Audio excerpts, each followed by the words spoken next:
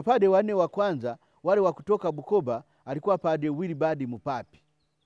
Padre Wilibard Mpapi bahati nzuri ndiye padre ambao wengi wamemfahamu. Wengi wamemfahamu. Na waliomfahamu wengi ni kwa sababu ameishi miaka mingi.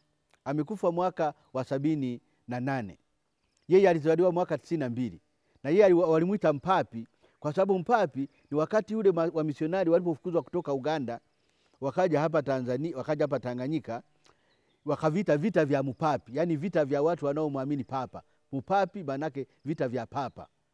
Unajua alikuwa na nani ya kuita majina kama hayo. Hivyo wakamuita yeye Mpapi kwamba amezaliwa wakati wa vita vya Mpapi. Na alizaliwa pale Kashozi ilipoanzishwa misioni ya kwanza.